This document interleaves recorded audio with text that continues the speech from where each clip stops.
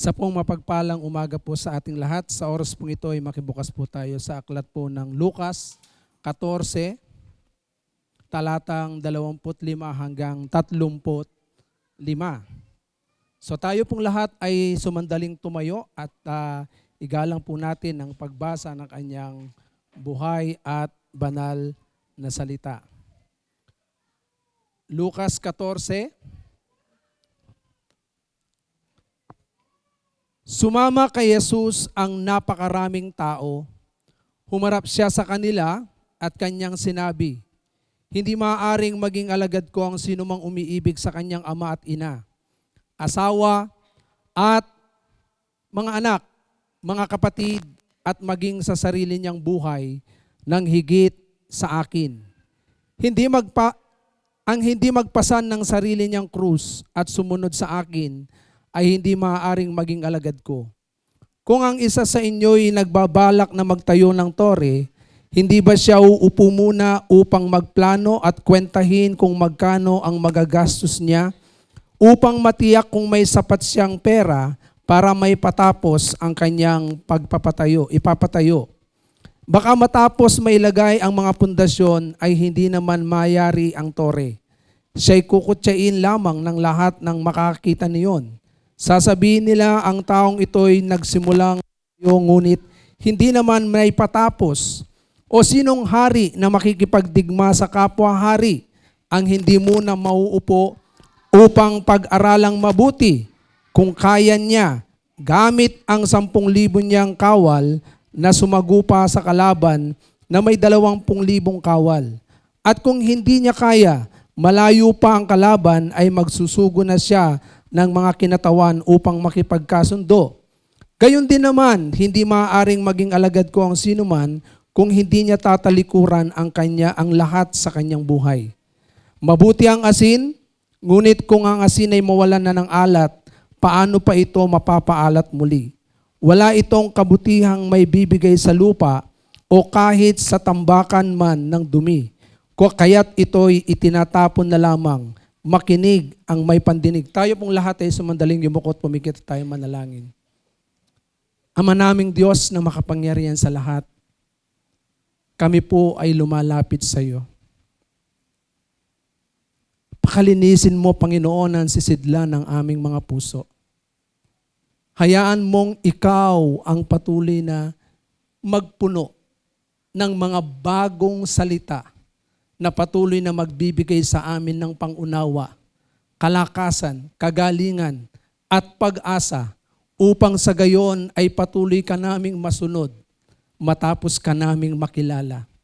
O Diyos, hayaan mo, Panginoon, sa oras na ito, sinasawata ko ang anumang mga balakid ng dyablo, anuman ang mga balakid ni Satanas na inilagay sa isip at puso ng bawat isa, ang lahat ng mga alalahanin, ang lahat ng mga bagay nakabagabagan sa puso upang ang salita mo ay hindi malayang marinig at maunawaan. Sa oras pong ito, hinihiling ko po ang iyong banal na Espiritu na siyang patuloy na kumilos at gumalaw sa buhay ng bawat isa. Salamat po, Panginoon, sa 4 na sulok ng iglesia mong ito. Hayaan niyo po ang iyong presensya, ang patuloy na maranasan at patuloy na makita ang iyong kalwalatian. May pahayag ang iyong salita at gumawa ka ng mga himala sa iyong mga anak matapos na may pahayag ang salita mo. Sa iyo po ang lahat ng papuri, ang lahat ng karangalan sa tanging pangalan ng aming Panginoong Yesus. Ang lahat ay magsabi ng Amen and Amen. Tayo pong lahat ay makakaupo na.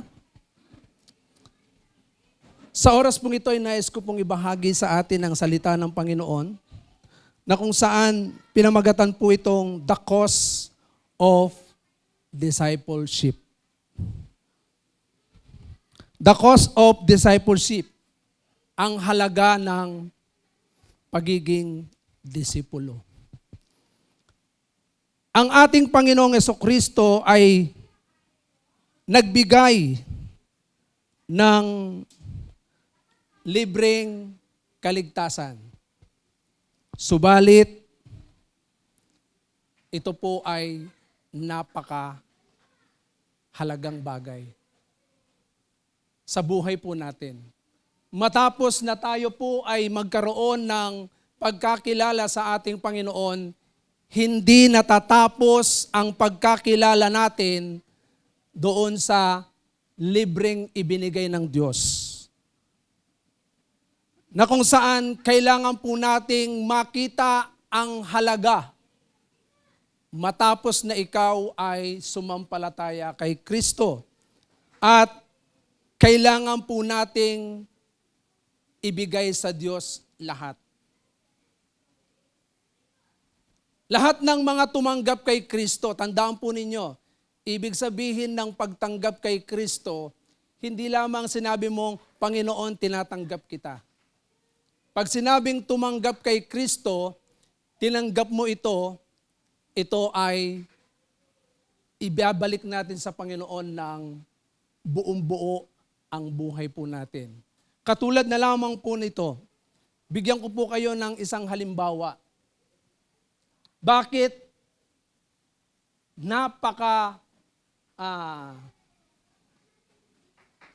bakit merong halaga yung tinatawag na pagiging disipulo kay Kristo?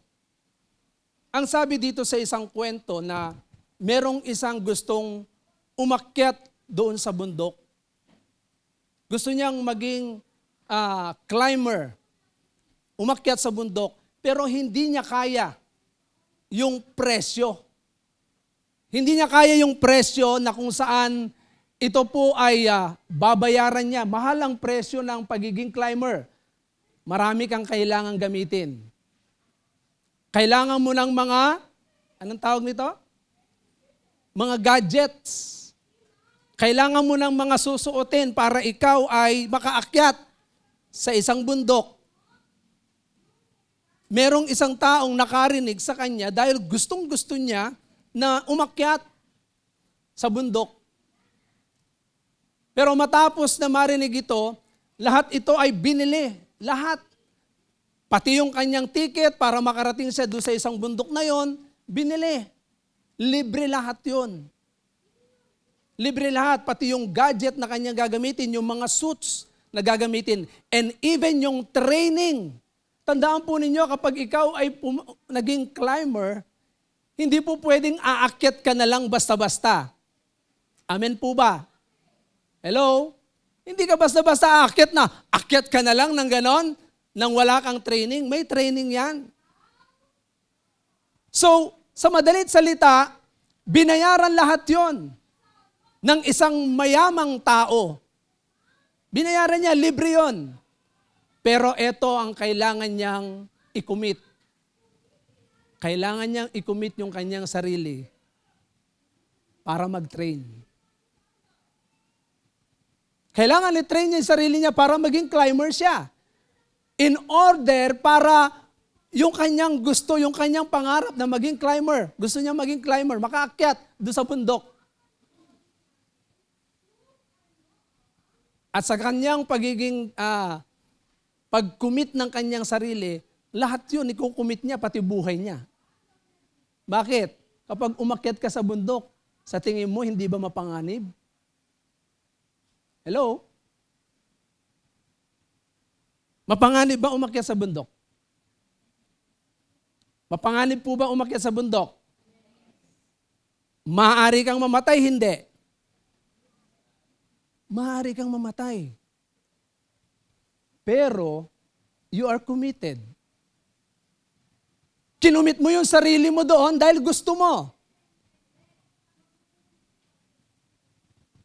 Pero dahil nga nilibre na lahat yun, you can. Pwede kang maging climber. Ganon din po sa ating kaligtasan. Binigyan tayo ng buhay na walang hanggan ng ating Panginoon. Libre po yan, walang bayad. Pinatawad ang ating mga kasalanan, hindi na tayo parurusahan.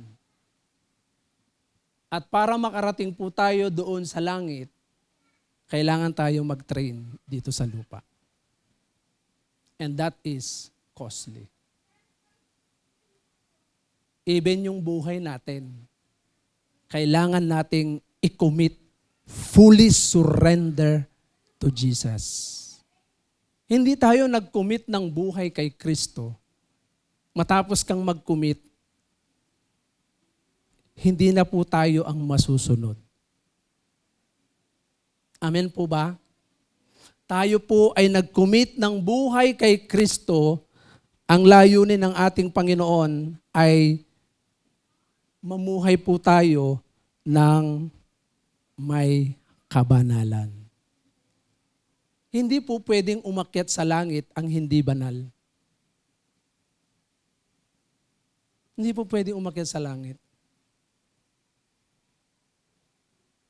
Hindi po pwedeng maging disipulo ka ng Panginoon tapos iba ang ginagawa natin.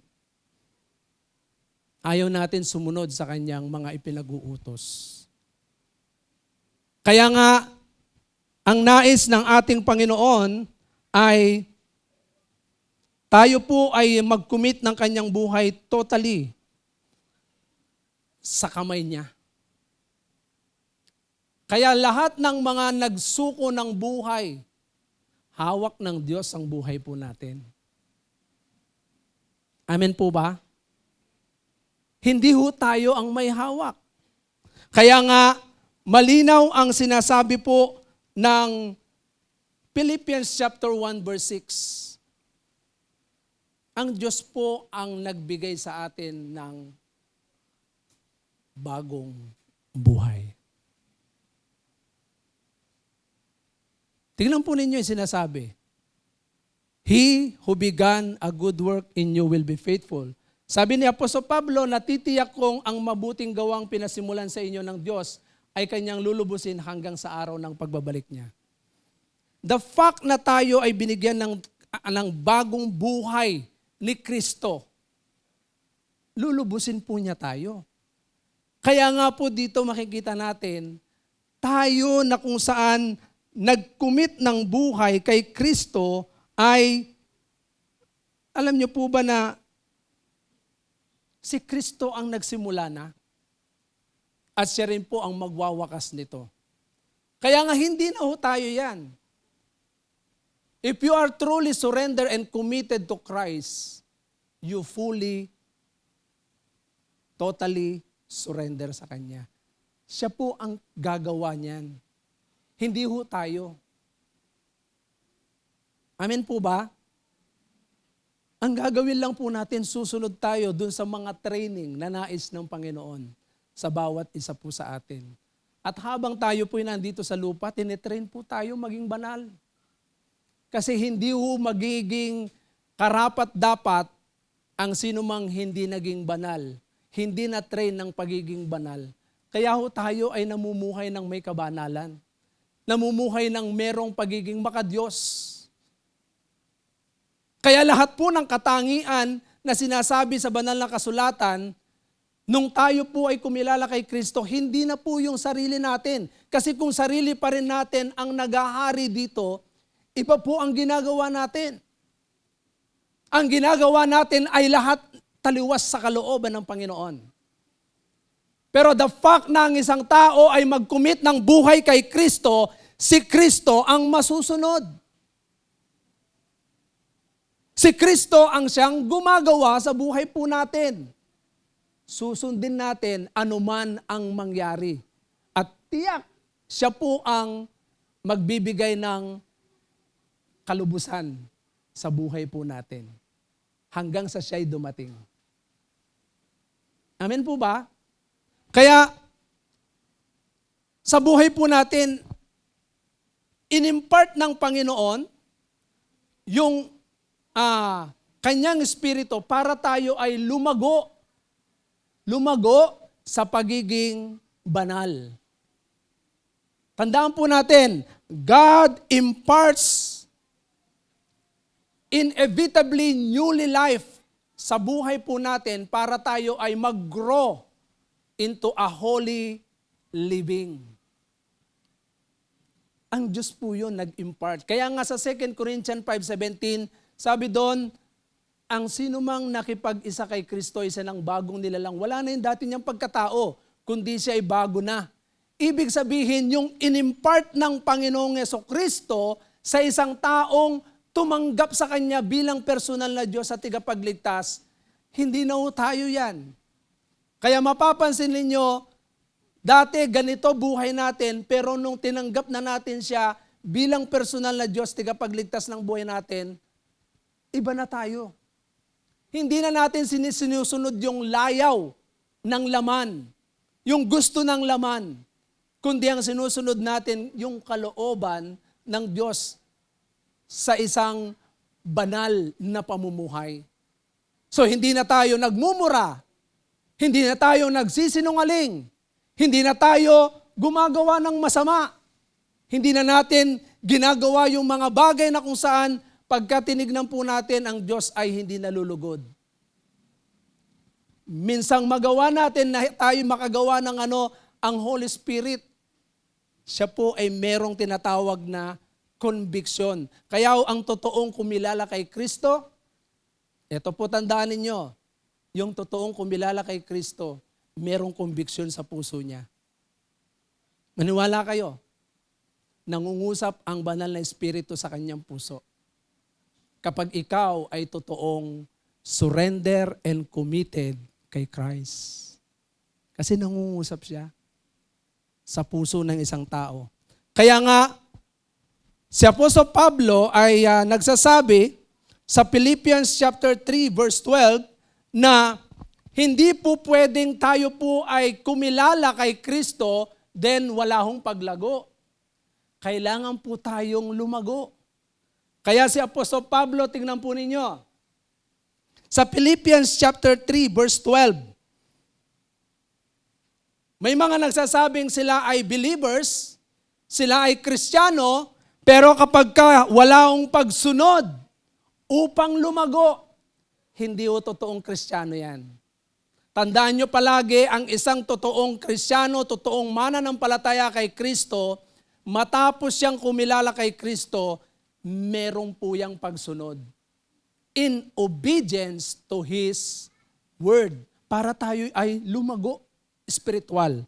Tingnan nyo si Paul. Ano yung kanyang, pinipilit niya . Ibig sabihin, meron siyang mithiin, meron siyang desire, meron siyang, talagang nakikipagtunggali siya. Hindi sa nakamtan ko na ang mga bagay na ito, hindi rin sa ako'y ganap na, sabi ni Paul. Ngunit sinisikap kong makamtan ng gantimpala sapagkat ito ang dahilan kung bakit ako'y tinawag ni Kristo Jesus. Tingnan po ninyo, merong pagsisikap. Mga kapatid, after po natin kumilala kay Christ, hindi tapos ang laban natin. There is a battle. Merong battle po yan. Battle between good and bad. Sa buhay po natin, marami pong struggle po yan. Amen po ba? Maraming struggle sa buhay ng isang tao na kung saan mararanasan tayo matapos nating tanggapin si Christ. Merong struggle yan.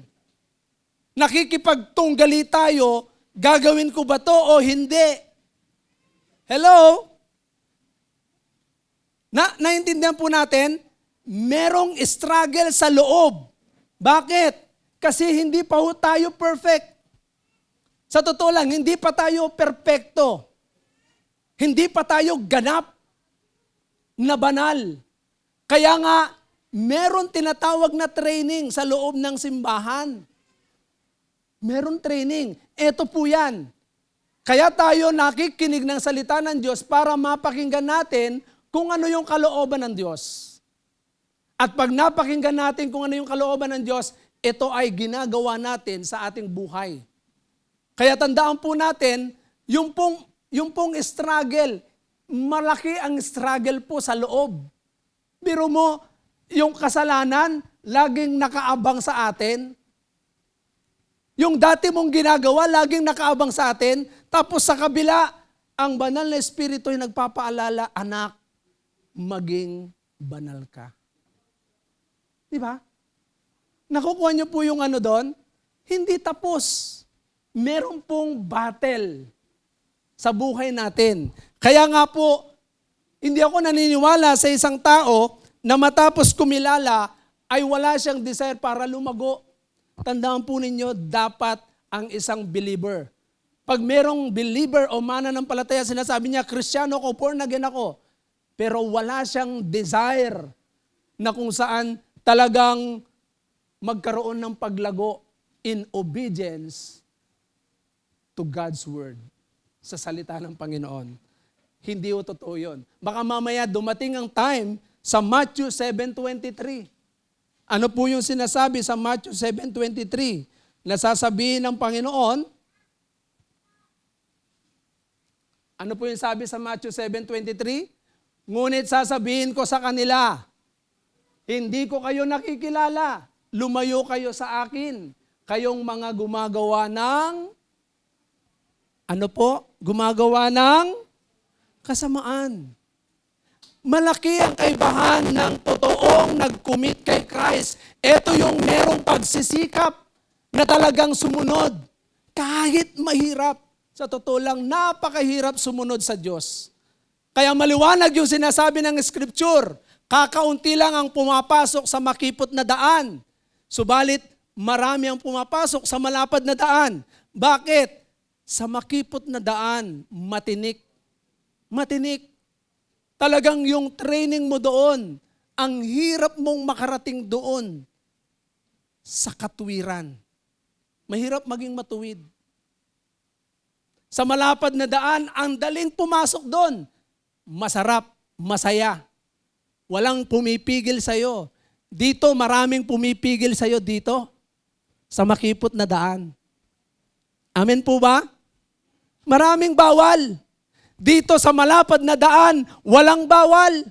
Lahat pwede mong gawin. Pwede kang hindi dumalo ng gawain ng Panginoon. Dito, hindi pwedeng hindi ka dumalo. Pwede mong gawin lahat ng gusto mong gawin. Pwede kang uminom, pwede kang magsugal, pwede kang malaya, basta malaya. Lahat ng gusto mong gawin, walang magbabawal sa'yo. Pero dito, merong magbabawal sa'yo. Pag pumasok ka lang sa loob ng simbahan, tuturuan ka na ng pastor kung ano yung mga bagay na hindi mo dapat gawin. Amen po ba? Marami mong bawal. Huwag mong gawin yan. Huwag mong gawin to. Huwag mong gawin yan. Huwag mong gawin ito. Paulit-ulit yan na ipagbabawal sa'yo yung mga bagay na hindi gusto ng Diyos. Kaya, ang pagiging disipulo, masyadong mahalaga. Ano ba sa Tagalog yung costly? Mahal. Mahal. Libre ang kaligtasan, pero ang pagiging disipulo, mahal. Kasi lahat, ibibigay mo lahat eh. Isusurrender mo lahat. Buong buhay mo. Ano po yung ibibigay mo? Time. Talent. Talento mo. Treasure. Lahat ng meron ka, ibibigay mo yan. Amen po ba? Wala kang hindi ibibigay sa Diyos. Lahat yan. Ibig sabihin, libre na tinanggap natin ng kaligtasan, pero yung training, talagang it is costly. Mahal po siya. At napakahirap pong gawin kasi kailangan mong pag-isipan.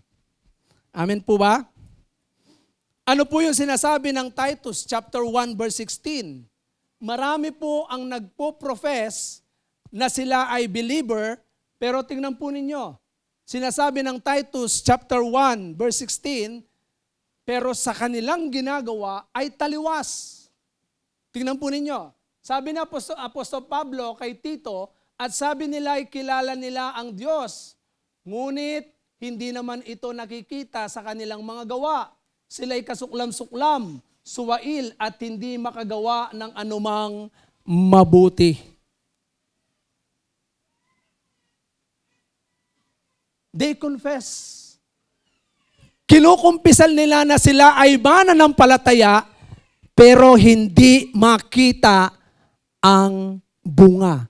Yung mabuti. Tingnan po ninyo, kasuklam-suklam, suwail, hindi nakikita sa gawa. Mga kapatid, ano po yung hinahanap ng Diyos? Sa Galatia 5:22. Galatians chapter 5 verse 22. Subalit ang bunga ng Espiritu. Tingnan po ninyo, ito dapat yung nakikita sa isang mananampalataya. Tingnan po ninyo, subalit ang bunga ng Espiritu ay pag-ibig, kagalakan, kapayapaan, katyagaan, kabaitan, kabutihan, katapatan. 23.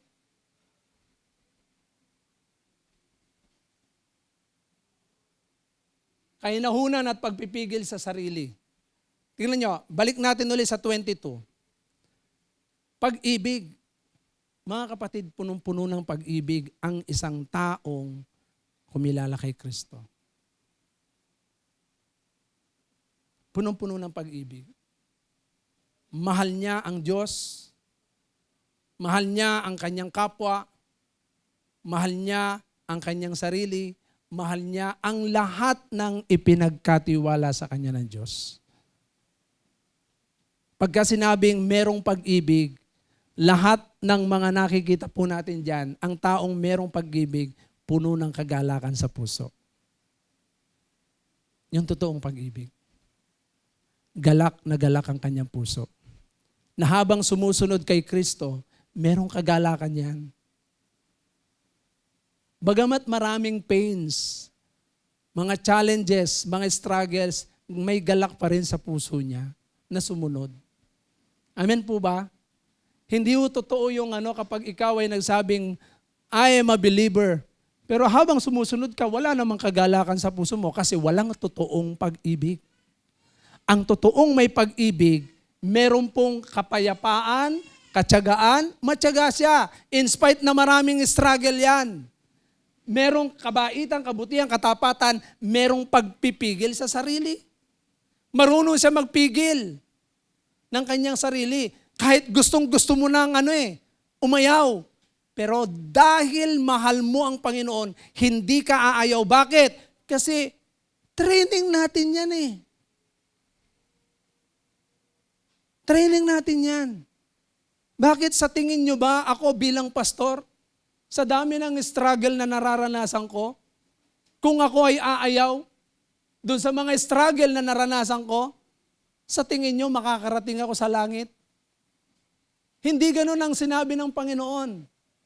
Ang sinabi ng Panginoon, ang sinumang hindi magsuko ng kanyang sarili, ang sinumang hindi magbuhat ng kanyang krus, ang sinumang yung ating mga mahal sa buhay, masigit na mahal natin ang mga mahal natin sa buhay, hindi tayo karapat-dapat sa Kanya.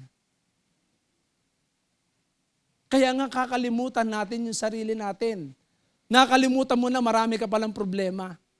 Pero alam natin, dahil si Kristo ang nagpasimula ng ating pananampalataya, siya rin ang magwawakas niyan. Amen po ba? Hebrew chapter 11 verse 12.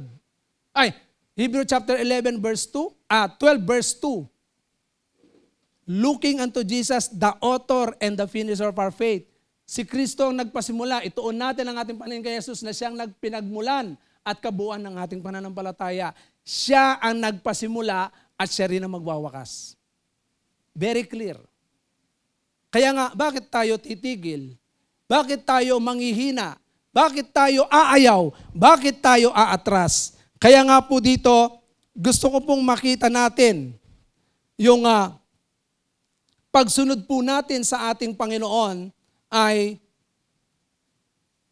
tignan po natin itong dalawang bagay na ito. The cost of following Christ. Consider it. Tignan po natin, pakita natin na. Consider the cost of following Christ and consider the cost of not following Christ. Asan na? Asan yung PowerPoint? May PowerPoint ako niyan. Yung Thursday.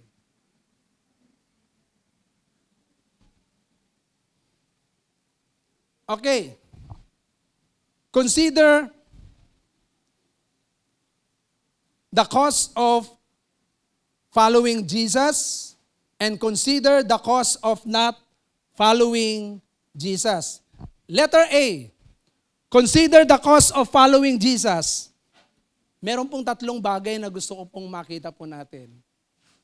Please God, prepare and preserve everything for Him.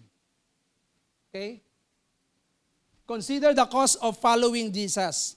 Please God, prepare and preserve for everything for Him. Okay, tingnan po natin yung please God. Sinabi ng ating Panginoong Jesucristo, dito po sa verse 26. Sa verse 26 ng Lucas, sabi niya, hindi maaaring maging alagad ko ang sinumang umiibig sa kanyang ama at ina, asawa at mga anak, mga kapatid, at maging sa sarili niyang, ano po? Sa sarili niyang buhay. So, malinaw ang sinasabi ng Scripture. Kapag minahal mo ng higit ang sinuman kaysa sa Diyos, hindi tayo karapat-dapat na maging alagad ni Kristo. Maging disipulo. Kapag mahal mo yung sarili mo, hindi tayo karapat-dapat. Hindi po pwede dito yung maarte ka. Nakikita mo, ay, my face, ay, namamayat na ako. Mga kapatid, hindi ganon. Hindi mo titignan na kung saan parang masyado kang conscious sa sarili mo, pero kamusta naman kaya? Gaano mo kaya pinapahalagan ang Diyos? Kaya nga, gusto ko pong makita po natin, katulad sa lumang tipan, ay ang mga mananampalataya nung unang panahon, tingnan po ninyo sa lumang tipan ay sa Deuteronomy 13 verse 6.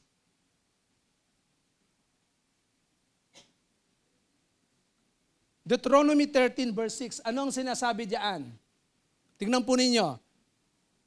Sino man ang Deuteronomy 13 verse 6, sino man ang lapitan ng kanyang kapatid, anak, asawa o matalik na kaibigan upang lihim na hikayating sumamba at maglingkod sa mga Diyos-Diyosan, hindi naman ninyo kilala. O kaya'y sa Diyos-Diyosan, sa lupaing pupuntahan ninyong maging malapit o malayo. Tandaan po ninyo, sinasabi po rito na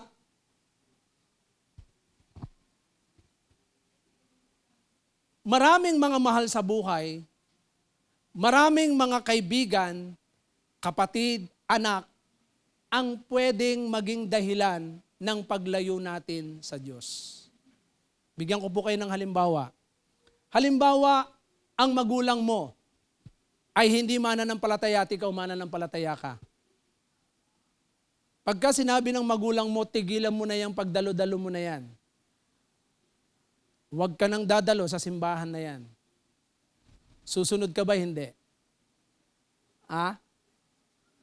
Hello? Susunod ka ba? Hindi. Sa Panginoon. Susundin mo yung magulang mo? Sinabi ng Bible, sumunod ka sa mga magulang. Pero the fact na kapag ikaw ay ilalayo sa totoong Diyos na nakilala mo, huwag mong sundin ang sinasabi ng magulang mo.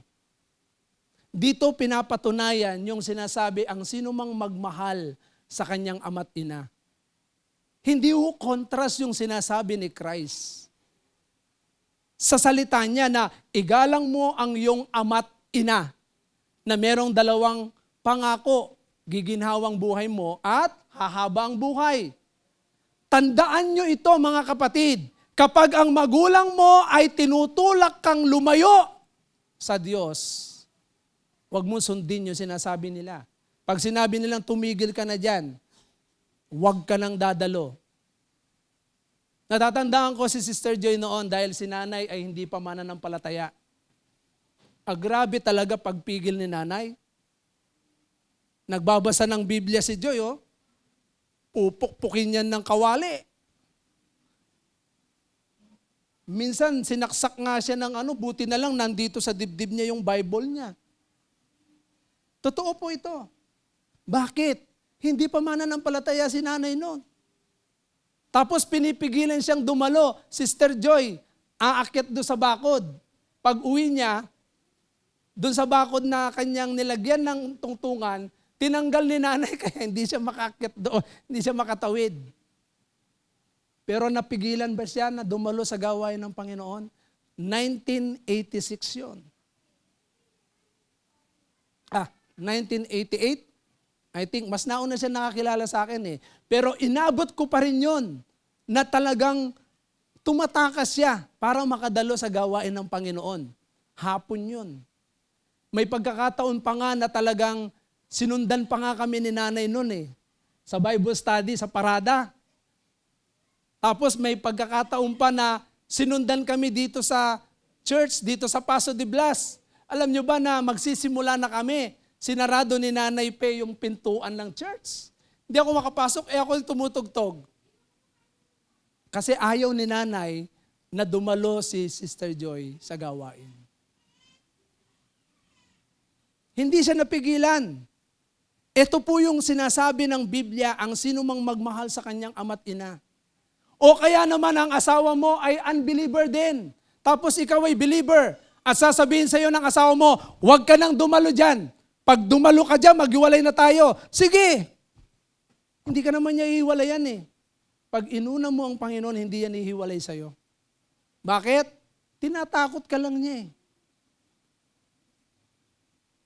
Mga kapatid, yung sinasabi po ng Biblia, na unahin natin ang Diyos kaysa sa lahat ng bagay. Sino ba ang mas matimbang? Lagi po natin titignan ito. Sa trabaho, nung ako po ay nagtatrabaho, ang sabi sa akin ng boss ko, pakinggan niyo pong maigi ito, sa lahat ng mga may trabaho, ano ang sinasabi sa akin ng boss ko? Sabi niya, Lito ang pangalan ko kasi noon eh. Sabi sa akin, Lito, sa linggo pumasok ka ha, triple pay. Huy, triple pay yun ha. Ang laki nun. Magkano sahod ko nun? 450. O pag nag-triple pay yun, magkano yun? Magkano yun, triple pay? 1,350. 1,350, ang laki nun. Pero ang mindset ko, hindi ako after doon sa sahod. After ako doon sa sinabi ng Bible. Put God first. Matthew 6:33. Tignan ninyo yung Matthew 6:33. Anong sinasabi ng Matthew 6:33? Pag sumikapan mo na pagharian ka ng Diyos, at mamuhay ng ayon sa kanyang kalooban. Ano po yung kasunod? Ano yung kasunod? At ibibigay niya sa inyo ang lahat ng inyong, tignan po ninyo, basahin po natin, ngunit higit sa lahat, pag sinabing higit sa lahat, ibig sabihin, mas matimbang ang Diyos.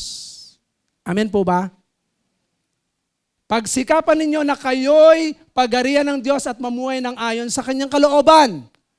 At ibibigay niya sa inyo ang lahat ng inyong pangangailangan.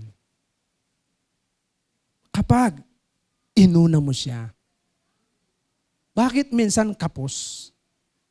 Katotohanan po ito mga kapatid. Kasi inuuna natin ang mga bagay na kung saan dapat inuna natin ang Diyos. Amen po ba?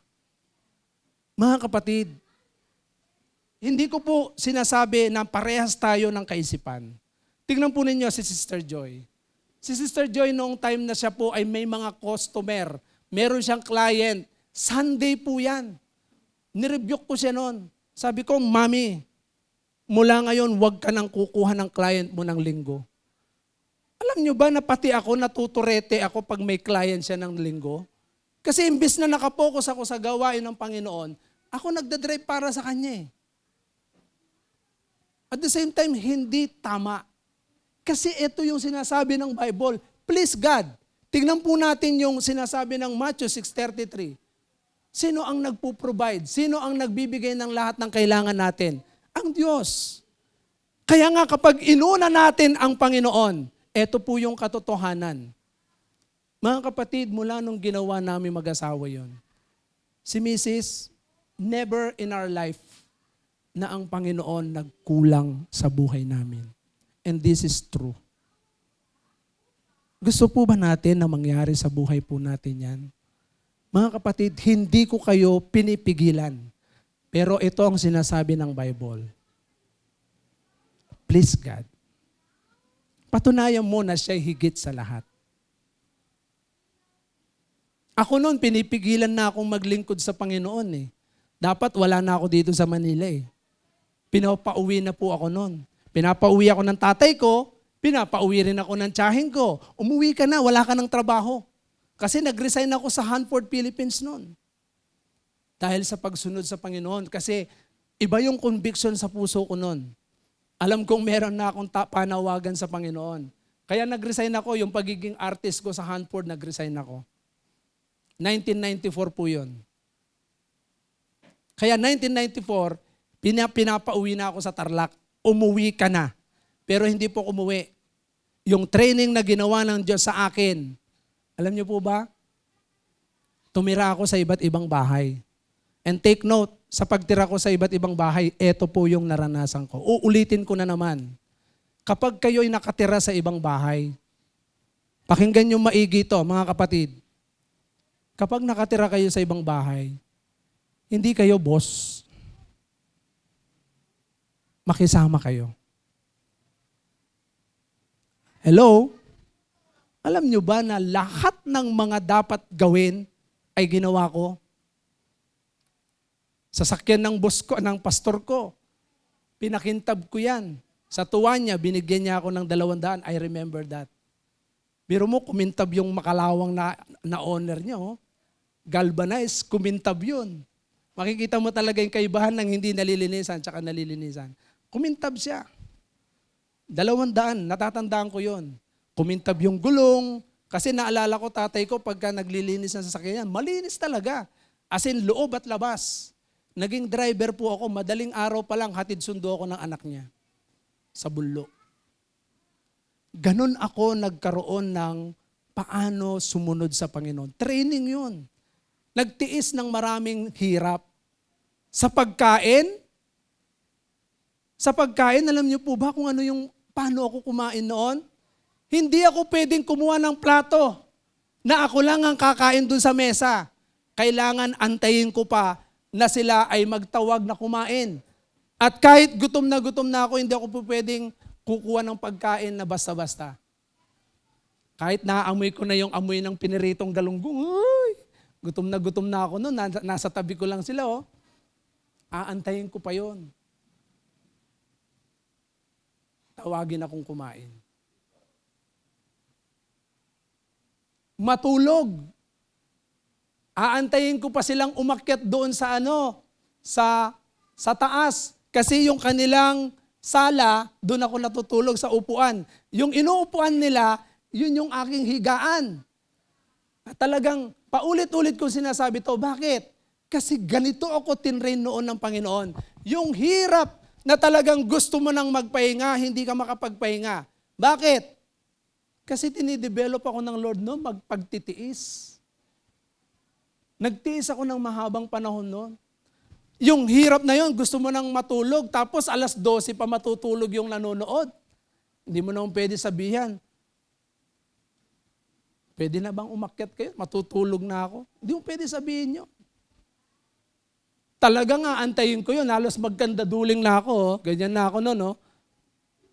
Nanonood sila, nanonood din ako. Nakaganon na yung mukha ko noon, no? Di ba? Tabingin na yung mukha ko. Kasi hindi mo pwedeng sabihin yung may-ari ng bahay. Umakyat ka na, matutulog na ako eh. Kaya nyo bang sabihin yon? Sa ngayon, pwede na sabihin. Ikaw pa ang tuturuan. Iba na ang panahon ngayon. Pero ganun ang tinanas ko nung panahon na yon. Kahit saan ako pumunta makitira, naranasan ko pa na saraduan ako ng pintuan, hindi ako pwedeng kumuha ng pagkain kasi ipapasok nila lang lahat ng pagkain doon sa, ito yung kusina kasi tapos kwarto ko, papasok ako doon sa kusina, pagbukas yung dining, yung kainan, pwede akong kumain. Ang nangyayari dahil nga gabi na akong dumarating, galing sa gawain, lahat ng pagkain doon sa kusina, ipapasok nila doon sa dining. Sarado na yon. Magtitiis ako magdamag, di kumain. Pero busog ako spiritual. Okay?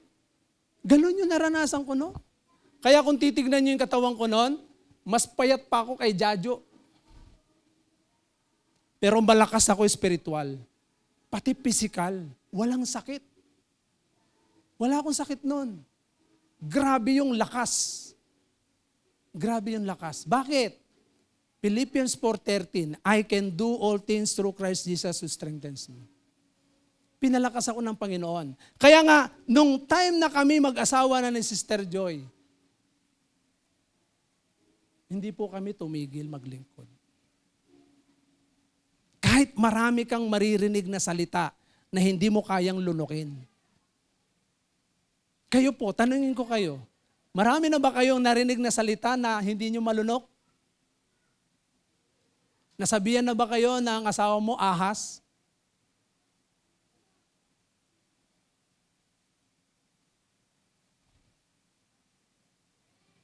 Maraming masasakit na salita. Pero nanatili pa rin akong nagpapatuloy sa Panginoon. Bakit? We please God. Kaya yung mga panahon na yon na naranasan ko na ako ay dumanas ng lahat ng mga pagsubok during that time na sinasabi nilang tumigil na ako sa paglilingkod sa Panginoon. Mga kapatid, ang sinumang umibig sa kanyang ama't ina, sa kanyang asawa, sa kanyang mga anak, at maging sa sarili niya, hindi magiging karapat-dapat sa akin. Hindi yung mga magulang natin, hindi yung asawa natin, hindi yung anak natin ang pipigil sa atin, maging sarili natin para sumunod sa Panginoon. Amen po ba? Kasi, tandaan po ninyo, kung kayo ay talagang kumilala kay Kristo, siya ang nagpasimula at siya rin ang magwawakas. Amen? Amen po ba?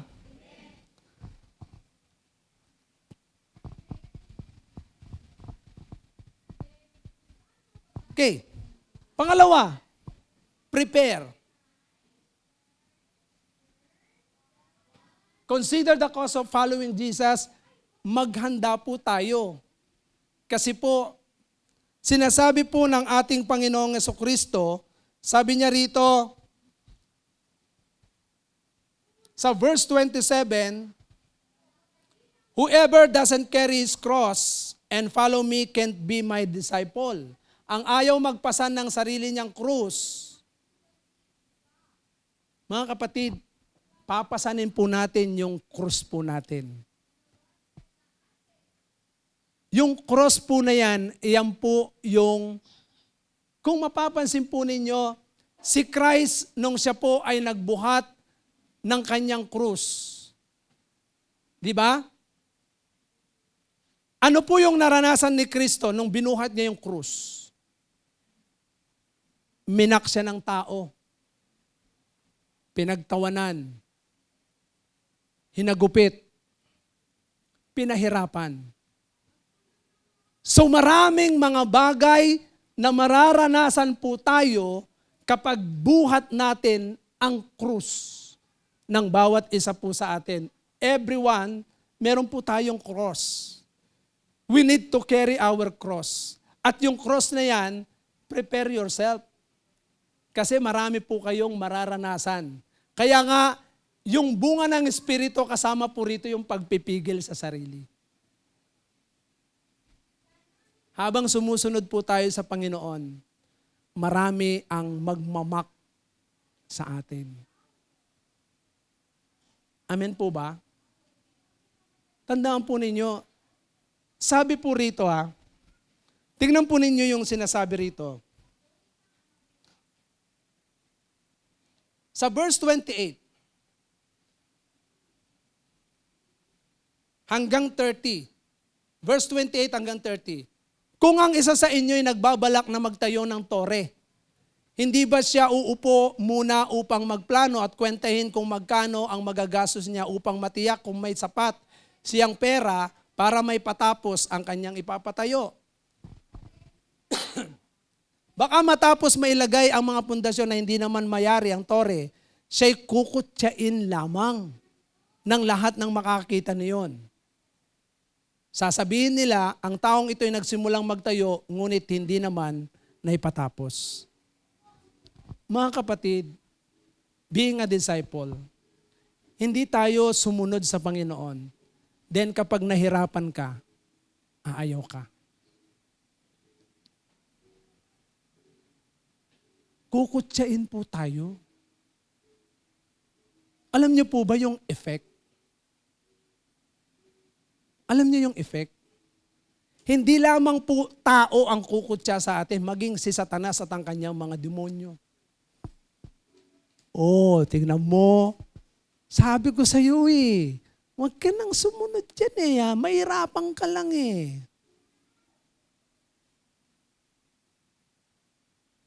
Merong effect. Hindi nakikita ng iba yung effect. Listen carefully. Matapos kang maging disipulo ng ating Panginoon, alam niyo po ba kung ano yung effect? Hindi lamang po kayo ang kukutsain, kundi yung pangalan ng Panginoon.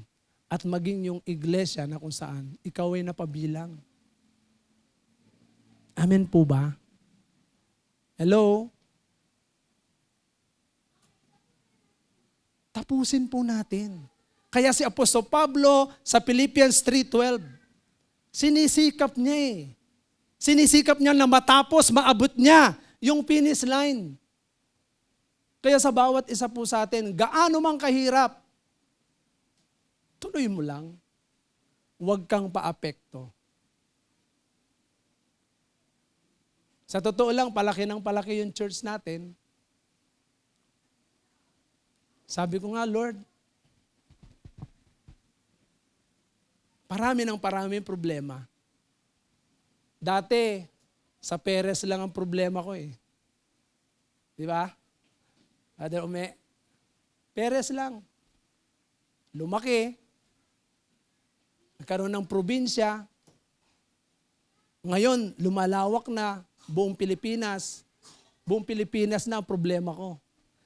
Ngayon, dumadagdag na. Meron na pong mga international na nakakasalamuha na dadagdagan na po, baka maging international na problema ko. Sa tingin nyo, aatras ako? Hindi. Hindi naman sa akin to Tandaan po ninyo mga kapatid, ang simbahan na ipinagkatiwala ng Panginoon sa akin, sa pangunguna ko sa URJBCM, hindi po ito sa akin. Ito po ay pribilehiyo lamang ng Panginoon sa akin para mapaglingkuran siya, sundin, gawin ang kanyang kalooban hanggang sa siya'y dumating. Kaya anuman yung mangyari, marami mang mga struggle yan. Maraming darating na tao, maraming aalis na tao. Mga kapatid, hindi ako titigil. Why? Hindi ito sa akin. Tandaan niyo po ito. Ito po ay sa Diyos.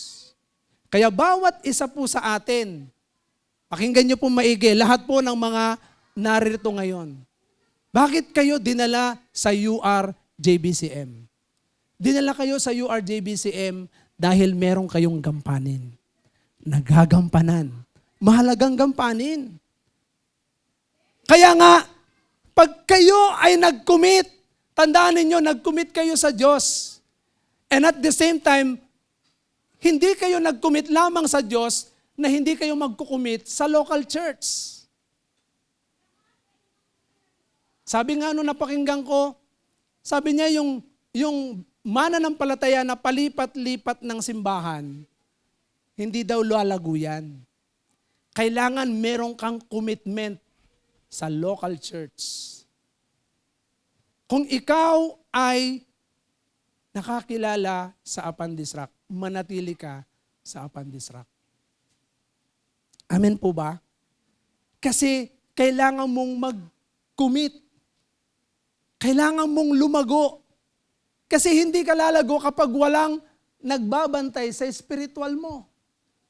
Kaya marami ang palipat-lipat ng simbahan dahil ayaw nila ng commitment. Pero hindi po pwede yun. Kailangan tayong magkaroon ng commitment sa local church. So ano ang ibig sabihin niyan, yung prepare? I-prepare natin yung sarili natin. Marami tayong magiging struggle. Amen po ba?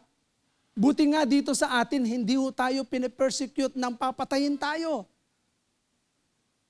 Sa Lao, alam nyo ba na hindi ka pwedeng sumamba katulad nito? Hindi sila pwedeng sumamba ng, Hallelujah! Purihin natin ang Panginoon! Sumigaw po tayo ng Hallelujah! Hindi po pwede yun. Kasi pag narinig nila, papatayin po sila. Kaya yung pagsamba nila, walang sound. Hindi sila naririnig.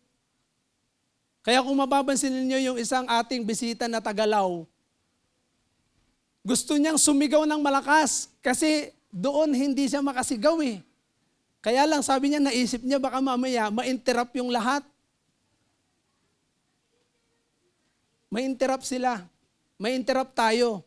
Kasi sisigaw siya ng malakas para sabihin niyang, Salamat Panginoon, sinasamba kita. Kasi doon hindi po pwede.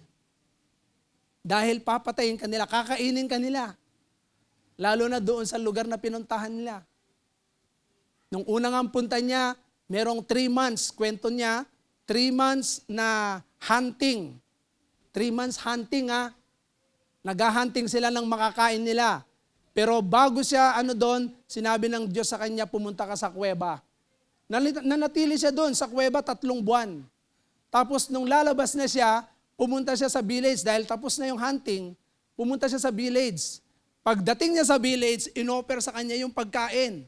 Nagtanong siya sa Panginoon, Lord, kakainin ko ba to? Sabi ng Panginoon sa kanya, kainin mo. So kinain niya. Pagkain niya nung pagkain na yon, na inoffer sa kanya, niyakap siya.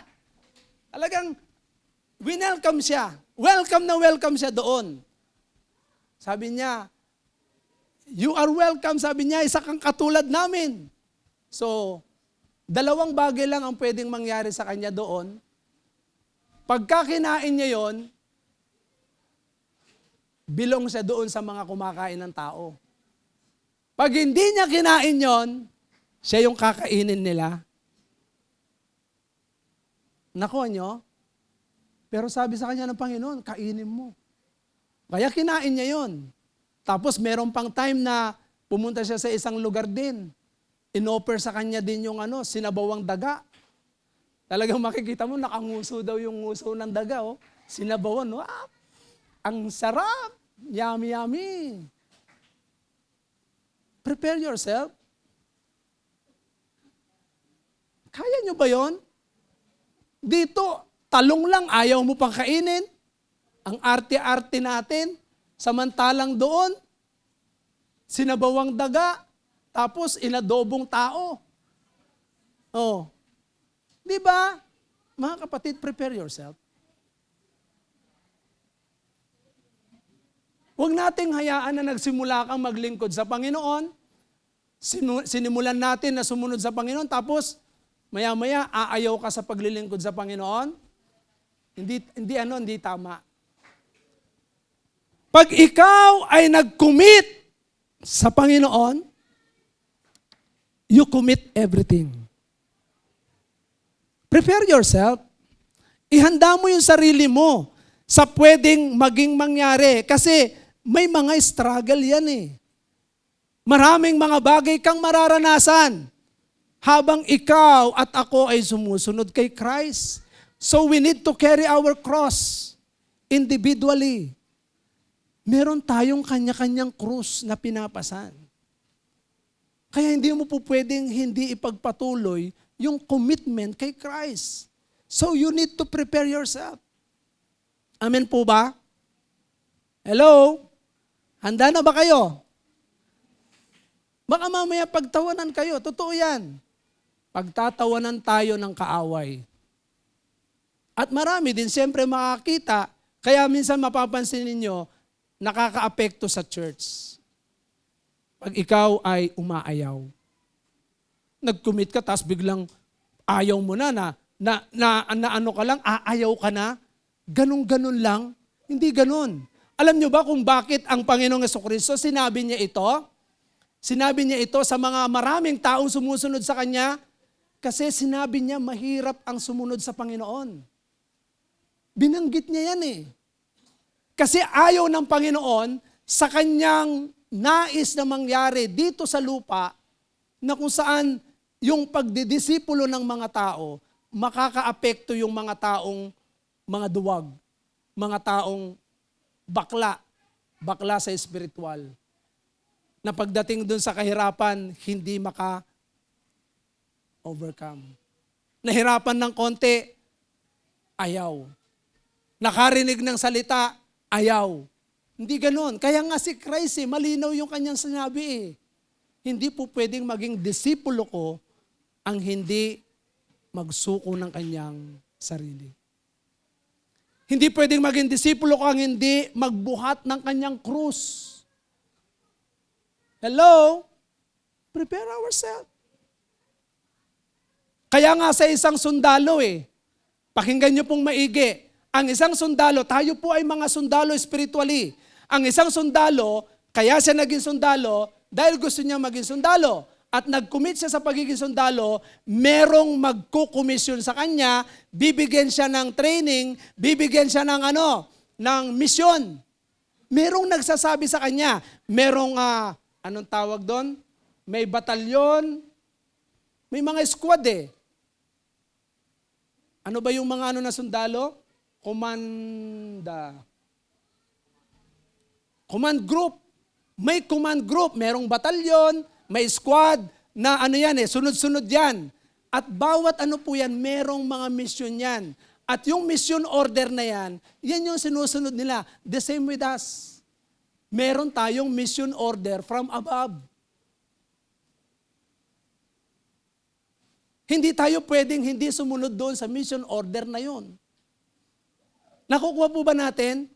Kaya nga, prepare yourself. In spite na maraming mga struggle. Kaya nga habang buwat-buwat natin yan, di ba merong merong isang illustration sa Facebook. Marami nagbubuhat ng krus. Tapos, yung isa, sabi niya, Panginoon, pwede ko bang putulin to? Desisyon siya Wala naman sinasabing, putulin mo, sige putulin mo. Wala. Walang sinabi ang Panginoon, sige putulin mo.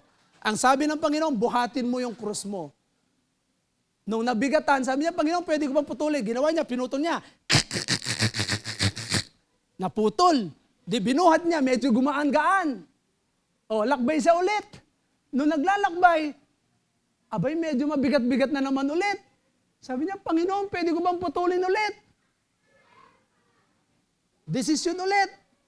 Na wala naman sinasabi ang Diyos. Pinutol niya. Naputol. Pagbuhat niya, magaan at maigsi na yung kanyang krus. Di malapit na siya sa finish line. Pagdating sa finish line, isa pong malaking bangin. Nung ilalatag na niya yung krus niya para tumawid, kapos yung kanyang krus. Yung mga nagbuhat ng krus, hindi nagputol ng krus. Talagang nagtiyaga, nagtiis. Paglatag ng kanilang krus, saktong-sakto, nakatawid sila sa bangin. Baka maaaring maging ganun tayo pag tayo ay hindi prepare. Prepare ourselves. Amen po ba? So marami po tayong mga struggles. Huwag mo nating hayaan yung struggle natin ang maging sanhi para tumigil ka. Hindi ka na dadalo sa church, hindi ka na maglilingkod sa Panginoon. Kasi ang dami kong struggle. Hindi yun eh. Baka mamaya, kakaputol mo ng cross mo, pagkalatag ng mga cross natin doon sa bangin, hindi ka na makatawid. Iiyak ka. Kaya hindi talaga dapat maging disipulo ng Panginoon. Kaya ang Lord ayaw niya yung mga yung balat sibuyas. Alam niyo ba yon? Kailangan matibay ang dibdib niyan. Kaya yung mga sundalo talagang matindi yung kanilang parusa sa mga sundalo eh. Ay, gagraduate ka na nga lang eh. Meron akong nakita, sinampal eh. Biro mo, congratulate ka lang, sinampal tapos sinuntok sa sa sikmura. Ang bigat nun tapos congratulations. Di ba? Alam niyo kung bakit ganun kabigat yung kanilang mga ginagawa sa kanila? Kasi kapag sila ay nahuli ng mga kalaban, torture, paano nila ma-overcome yung pagka tinorture ka? Ako mahilig akong manood ng mga gera-gera eh. Yung mga gera nung unang panahon, mahilig akong manood nun. Kaya pag napapanood ko yung mga ganon, talagang totoo yun. Dahil sa kanilang pagka nahuli ng mga kalaban yan, lulublob sa tubig, tapos kukuryentin, susuntukin, bubugbugin talaga, torture talaga kahit babae ka. Kaya sa training ng mga sundalo, mabigat ang training yan. Pinahihirapan talaga. Biro mo, saan ka makakita nakatungod ka doon sa putik. Di ba? So ganun din po sa atin, kala nyo ba? Ang buhay po natin, ganun-ganun lang. Hindi. Mabigat po ang sumunod sa Panginoon. Suffering po ang mga mararanasan po natin. Maraming suffering. Kaya huwag ho kayong ang tawag nito,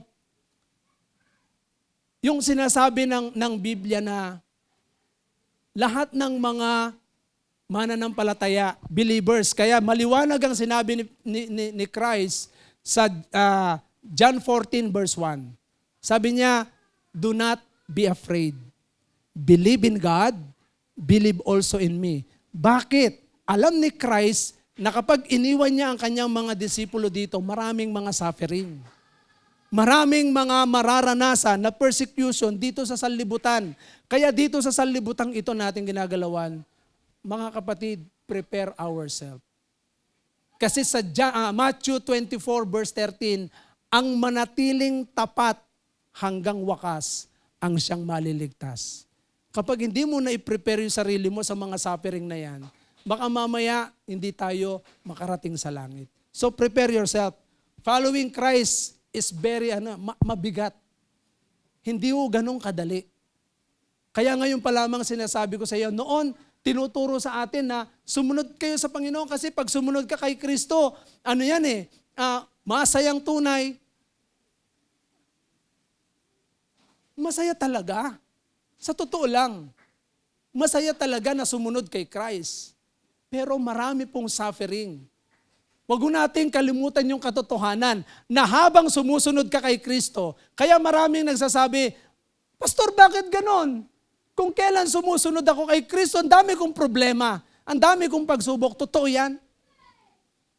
Kapag ikaw sumusunod kay Christ, kaliwat kanan, harap likod ang problema. Amen po ba? Pero ito po yung ito po yung katiyakan po natin. Wala yung panyo ko. Sinong may panyo? Pahiram ng panyo na. Pahiram ng panyo mo, Sister Mika. Guguluhin ko lang konti. Tingnan po ninyo, kapag tayo ay sumunod sa Panginoon, kahit maraming struggle, maraming problema, ito po tayo. Totoo po ito makinig po kayong maigi. Maliit tayong tignan, pero dahil malalim ang pagkakilala natin sa Panginoon, we prepare ourselves. Tingnan ninyo, maliit tingnan. Bagsakan po yan ng problema. Nakatayo. Sa likod, harap-likod. Kahit paikot-ikot yan, nakatayo ka rin. This is true.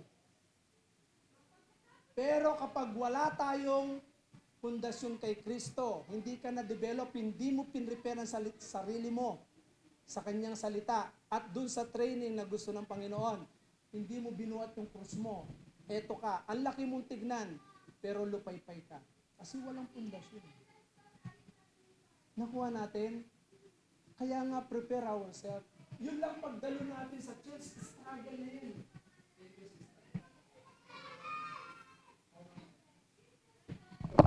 Yung pagdalo po natin sa church, struggle na yan. Marami tayong struggle, sa totoo lang. Maraming struggle yan. Maraming pipigil sa atin. Kaya nga, we need to prepare ourselves. Amen po ba?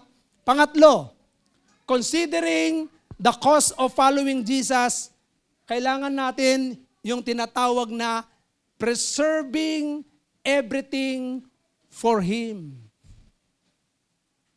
Ano po yung sinasabi rito? Sa verse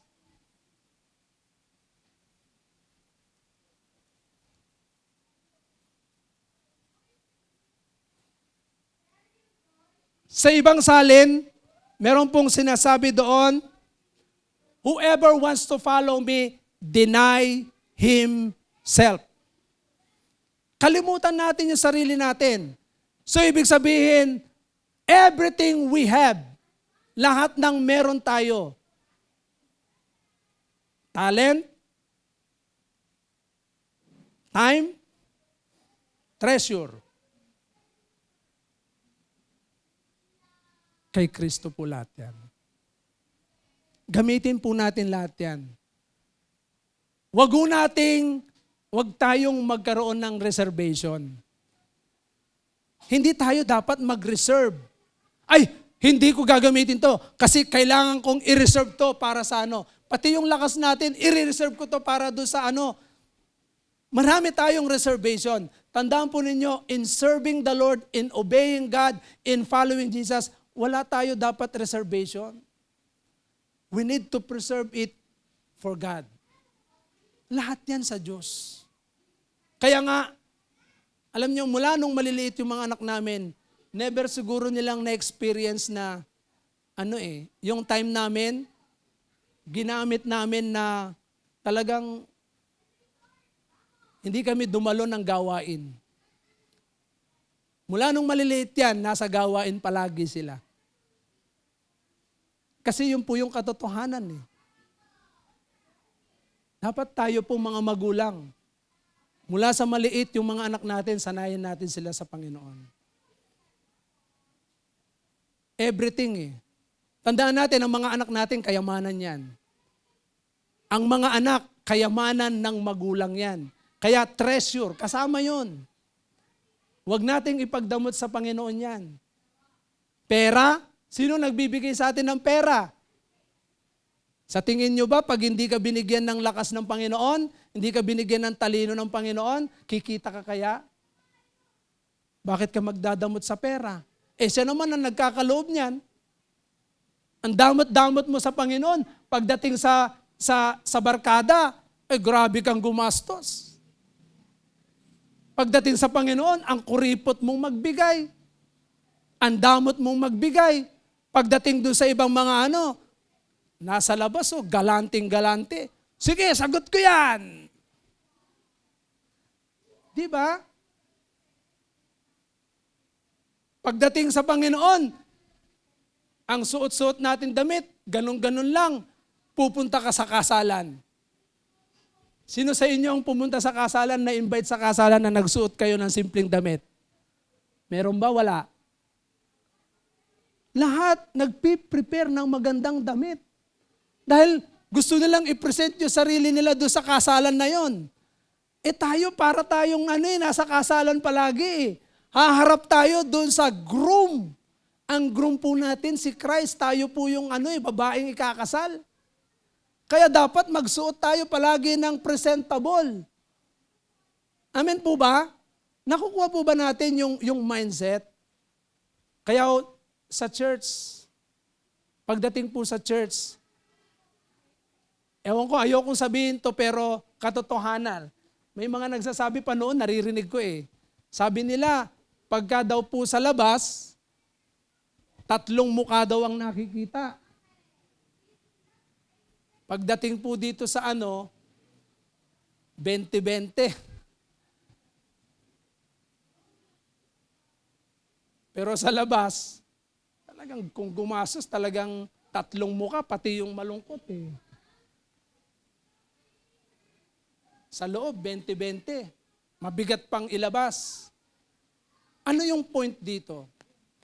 Mga kapatid, everything we have, kanino nang galing? Sa Diyos, di ba? Lahat ng kalakasan natin, lahat ng karunungan meron tayo, and even yung time natin. Tandaan po natin, sabi ng Ecclesiastes chapter 3 verse 1, walang bagay na sa silong ng langit na tayo ang nagtakda. Ang Diyos po ang nagtakda ng lahat ng panahon sa silong ng langit. Kaya kung tinakda ng Panginoon na kunin tayo, pwede tayong kunin ng Diyos. Amen po ba? Kaya lahat yan, tingnan ninyo, unawain nyo maigi nakasulat sa Bible. Pati yung oras po natin. Minsan wala tayong time sa Panginoon. Pero tandaan po ninyo, lahat ng panahon ay ang Diyos ang nagtakda ng panahon. Dahil wala tayong panahon sa Panginoon, sasabihin ng Lord, sige, wala ka ng time sa akin. Kukunin ko ng buhay mo. Kasi wala ka ng silbi. Nakita nyo? Aayawan niyong maglingkod sa Panginoon, aayawan niyong sumunod sa Panginoon, aayawan niyong sumamba sa Panginoon. Kung gawin ng Panginoon, sige, dahil wala kang time sa akin, tatanggalan na kita ng time. Tatapusin ko na yung time mo. Di ba? Gusto niyo ba yon? Ang hirap nun. Kaya mga kapatid, ito yung katotohanan ng Scripture. Even yung time, wala ho tayong pag-aari. Kaya nga, let us preserve everything.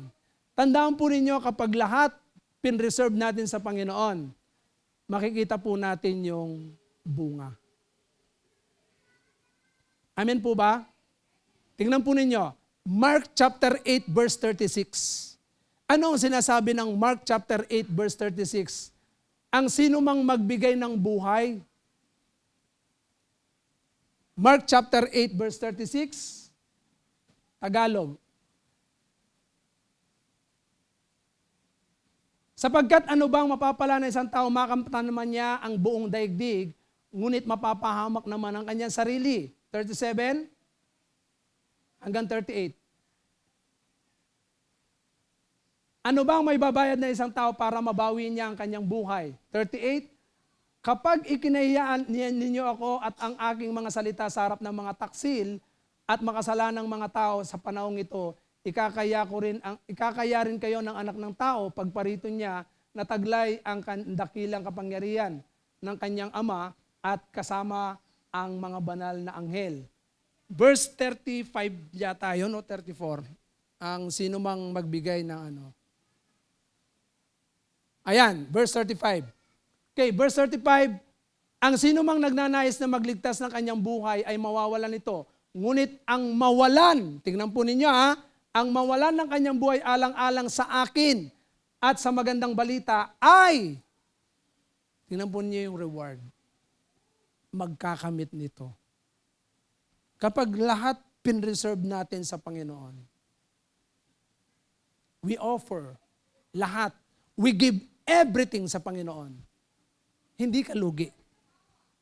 Walang kalugihan ang maglingkod sa Panginoon. Amen po ba? Kasi maliwanag yung sinabi ni Paul sa Philippians chapter 1 verse 16. Na sinabi ni Paul, sabi niya, for to me to live is Christ and to die is gain. Pakinabang ang mabuhay kay Kristo at ang mabuhay kay Kristo at ang mamatay ay pakinabang, sabi niya.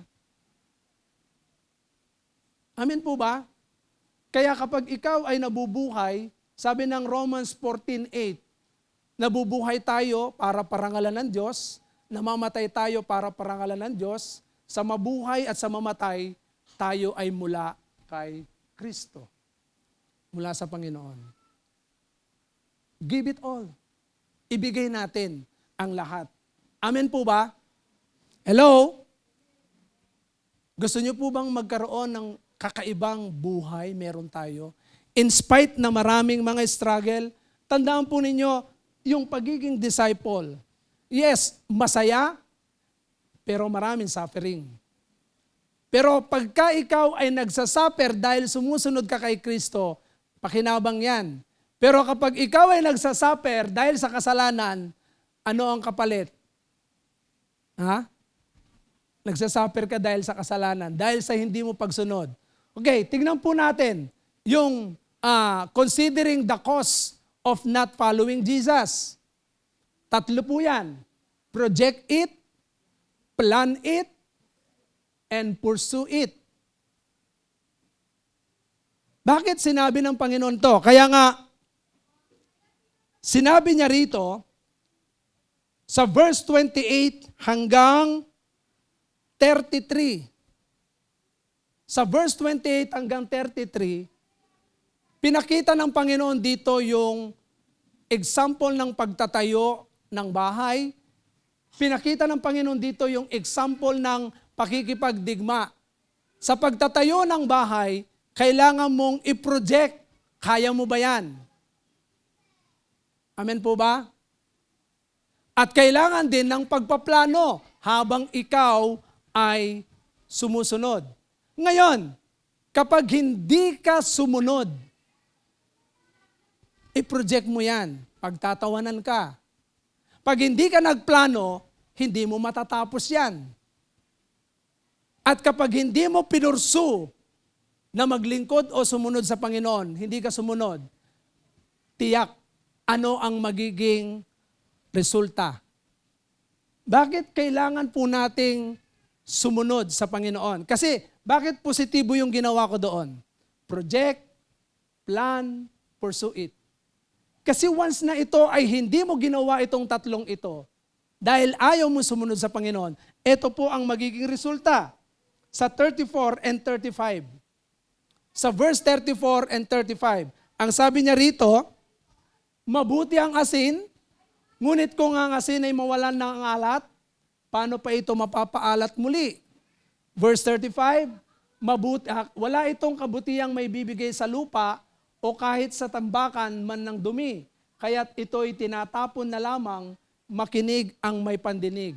Mga kapatid, bakit ganito yung sinabi ni Christ?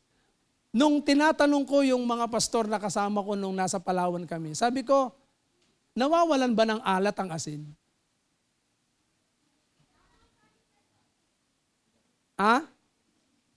Hindi, di ba? Hindi siya nawawalan ng alat. Alam nyo ba, yung nakita ko dito na, sabi ko, hindi naman nawawalan ng alat eh. Pwedeng mawala yung asin pag binasa mo sa tubig. Tama? Pero nandun yung alat niya. Tama? Pero ang nakita ko po rito, yung tinatawag na usefulness. Kapag hindi ho natin pinursu na sumunod kay Christ, hindi mo pinroject kung ano yung pwedeng mangyari, hindi ka nagplano kung paano mo gagawin na sumunod kay Christ, ginawa mong hindi sumunod, ito po ang mangyayari sa atin. Magiging useless ang buhay natin. Magiging useless. Walang pakinabang. Kaya sinasabi diyan, itatapon. Tinatapon. Ito'y itinatapon na lamang. Ibig sabihin, kapag hindi mo ginawang mag-project, hindi mo ginawang magplano, hindi mo ginawang pagsumikapan, ito yung resulta, yung cause. Dahil walang pakinabang, yung usefulness natin na dapat sana we are to preserve people. We are to preserve yung pagiging ano po natin sa ating Panginoon. That we are His disciple. Mga kapatid, we are useless. Useless. Anong silbi natin? Kaya nga kapag ganito ginawa natin, hindi natin pinansin. Mga kapatid, itatapon na lang tayo. Saan? Sa dagat-dagatang apoy na impyerno. Kasi walang pakinabang eh. Diba?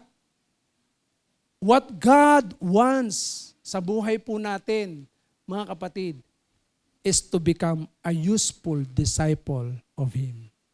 For Him. Maging kagamit-gamit po tayo. Amen po ba? Wag natin ngayaan, nakaupo lang tayo dito. Tandaan ninyo, after natin nag-anniversary, ang ganda ng ginawa ng Panginoon sa anniversary. Ngayon, ano ang dapat nating gawin sa mga nakapakinig ng salita ng Diyos? Ano ang nais ng Panginoon sa iyo ngayon? Habang ikaw ay nakaupo ngayon. Gusto ba ng Panginoon, tahimik ka na lang? Gusto ba ng Panginoon, wala ka nang ginagawa? Tingnan po natin. I-project mo yung cause of not following Christ. Pag wala na tayong pakinabang, tatapong ka na lang. Pero hindi ito yung nais ng Panginoon. I know and I believe He who began a good work in you will be faithful to complete it. Amen po ba? Okay, conclusion. Tingnan natin yung conclusion. Sa Philippians 1:21, sabi rito, for to me to live is Christ and to die is gain. Mark chapter 8 verse 35, for whoever will save his life shall lose it, but whoever shall lose his life for my sake and the gospel, the same shall save it. So, the challenge, gusto ko pong tingnan po natin itong challenge na ito. The challenge to truly follow Christ, Jesus Christ. To truly follow Jesus Christ, we must consider the cause and put Him above everything else. Uulitin ko po ulit. To truly follow Jesus Christ, we must consider the cause and put Him above everything else. Mga kapatid, tingnan po ninyo bakit minsan hirap na hirap po tayong sumunod sa Panginoon? Kasi ganito po tayo. Pakinggan po natin tong isang view na to para makita po natin. Minsan, masyado tayong nakukonsume ng lahat ng hardship, struggle, challenges, lalo na pagkasunod-sunod ng inabot sa atin. Tingnan po natin ito. Can you hold this for me? Can you hold this? Can you hold this? These two. And this. No, bro, I can't take anymore. Why couldn't you hold it? Dude, because I can only hold so much. No, bro, because you're approaching it wrong. You didn't know what's coming next. But the next time this happens, you'll handle the situation better. And the outcome will be different. Often we go through hardships. But those hardships prepare us to handle way more in the future. So hang in there. Naintindihan po natin yan. Nakuha po natin yung kanyang yung principle. Pag sunod-sunod na binibigay sa atin, yung iba, kaliwat kanan, struggle, problema. Parang sasabihin mo, I can handle so much. Hindi ko kaya. Ayoko na, give up na ako. Pero tingnan mo, pinakita niya yung sample kung paano i-handle lahat. Inisa-isa niya, merong tinatawag na proper handling of hardship, struggles, trials. Being a disciple, kailangan prepare ourselves. Katulad ng mga nasabi ko kanina. Amen po ba? Hindi mahirap sumunod sa Panginoon. Nasa atin lang po yan eh. Masyado lang tayong nako-contain ng mga bagay na nararanasan po natin. Kapag sinimulan mong i-give up lahat and put God in everything we do, you can handle everything well. Kaya po natin gawin lahat. Hindi ka hindi ka mawawala sa hulog. Amen po ba? Hindi ka mawawala sa hulog. Parang chill ka lang. Sabihin mo sa katabi mo, chill lang mga kapatid. Parang hindi masaya yung katabi mo ah. Sabihin mo ulit, chill lang kapatid. Di ba? Oh.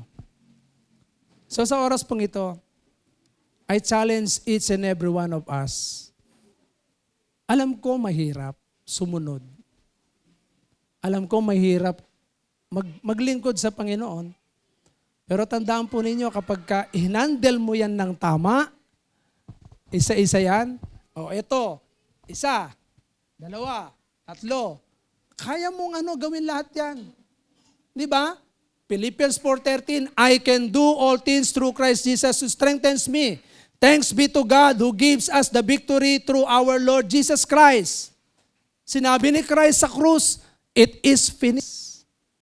So lahat yan ay meron ng tinatawag na kasagutan. Kaya nga sa bawat isa po sa atin, sinasabi rin ng Zechariah chapter 4 verse 6, it's not by might nor by power, but by my Spirit saith the Lord. It's not our own.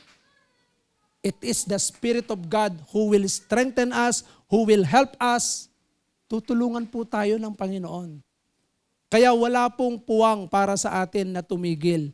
Walang puwang para sa atin manlupaypay. Walang puwang sa atin para manghina ka at wala ka nang gagawin. Hindi gusto ng Panginoon na wala kang ginagawa. Gusto ng Panginoon, kumilos ka. Amen po ba? So sa oras pong ito, ano po ang gagawin mo ngayon?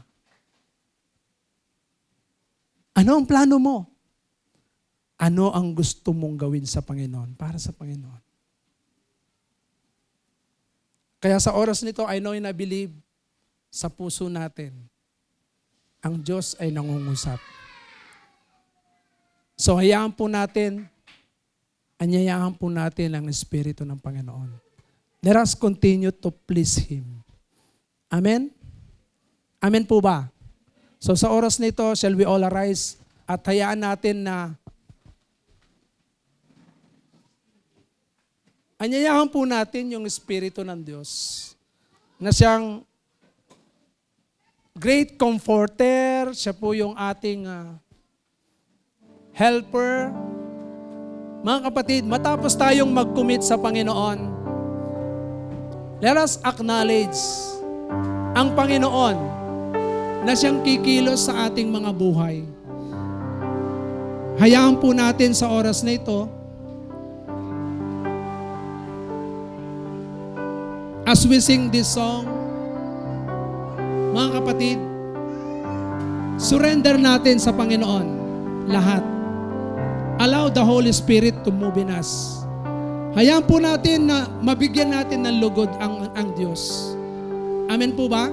So habang tayo nakayukot nakapikit, let us welcome the Holy Spirit.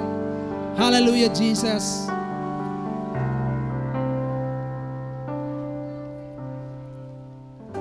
Come, Holy Spirit, fall on me now.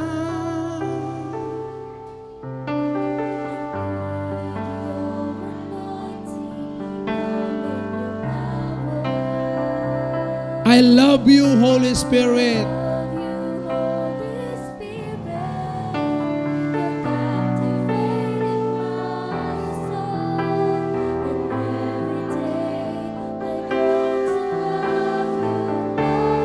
Sing it once again. Come, Holy Spirit.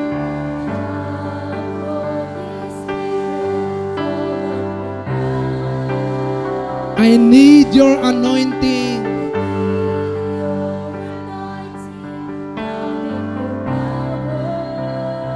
I love you, Holy Spirit.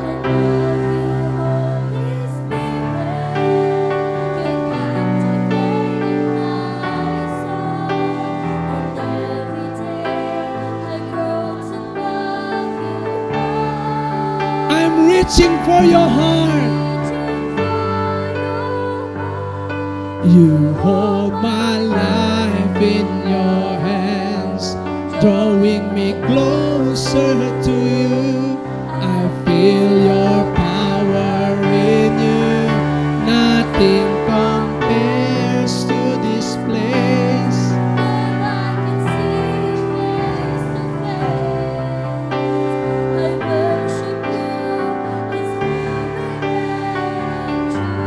Pwede bang sa oras pong ito, hayaan po natin ang banal na Espiritu Santo, acknowledge po natin siya. Sa totoo lang, hindi natin kayang sumunod sa Panginoon without the Holy Spirit. Matapos nating tanggapin si Kristo, let us allow the moving of the Holy Ghost. Can you please raise your hand? At habang nakataas ang inyong kamay, habang inaawit natin ito, buksan natin ang ating mga puso at sabihin natin, "Come, Holy Spirit."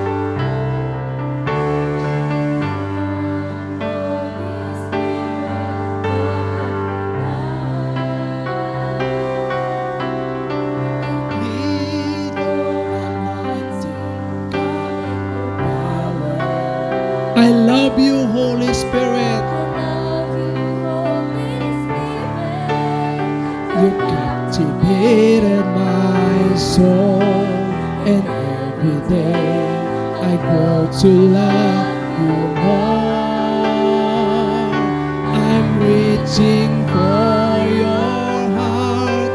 You hold my life in your hands, drawing me closer to you.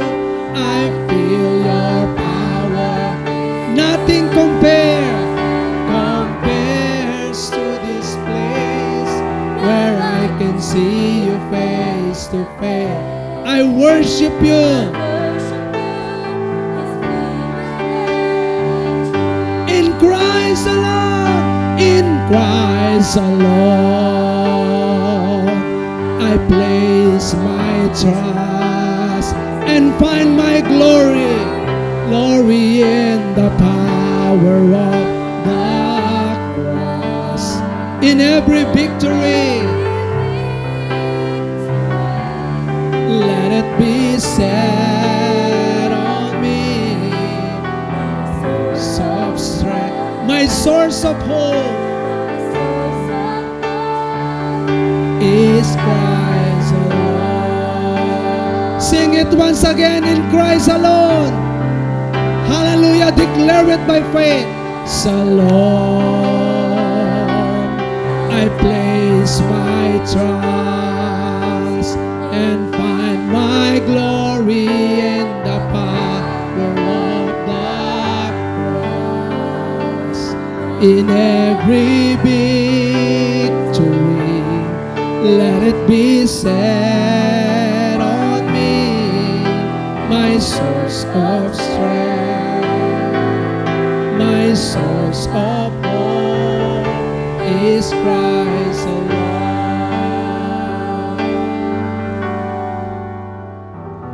Kapatid, sa oras na ito, God is strengthening you.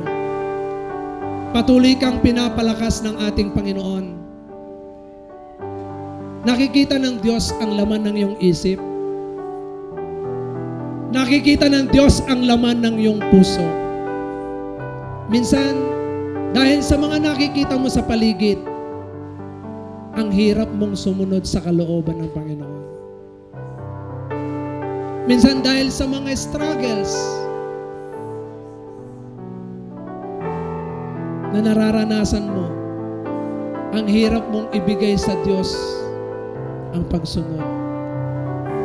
Kapatid, sa oras na ito, ang Diyos ay nangungusap sa iyo. Sabi ng Panginoon, ang sinumang magsuko ng kanyang buhay, alang-alang sa Kanya, kalimutan ang kanyang sarili, buhatin ang kanyang krus at sumunod sa akin,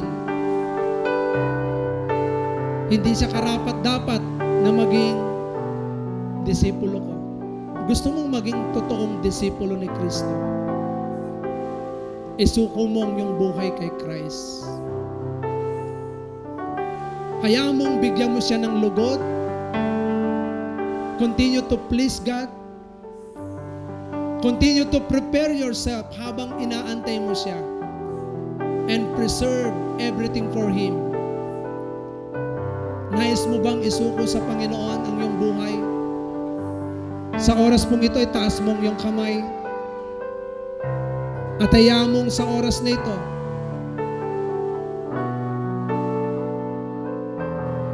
ikaw at ang Panginoon ang nag-uusap. Habang itinataas mong iyong kamay sa Panginoon, na sinasabi mong, Panginoon, I surrender all. Isinusuko ko sa iyo, Panginoon.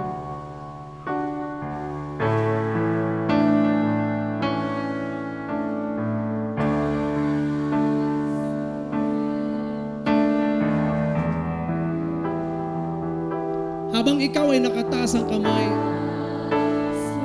at nais mong sumunod sa Panginoon, muli, nais mong mag-commit ng buhay sa Kanya upang ikaw ay patuloy na gamitin niya. Yes, to regain strength. Let us continue to surrender our life to Jesus. Inialay ko,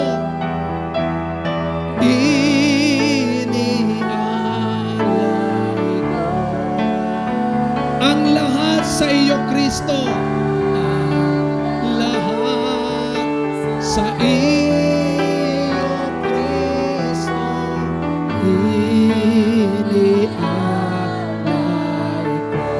Minsan pa nating sabihin sa Panginoon, inialay ko, inialay ko.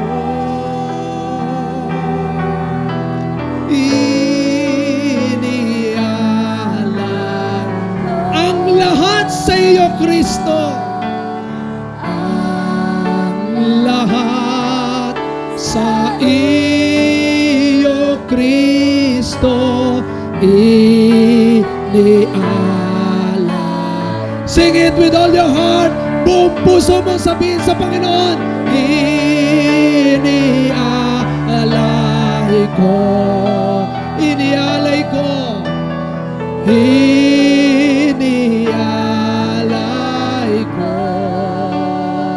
ang lahat sa iyo, Kristo.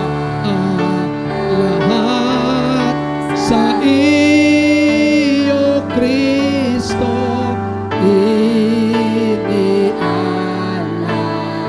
ko. Panginoon, Panginoon, minamahal kita. Paglilingkuran ka habang tumagsama ng mga pagsubok.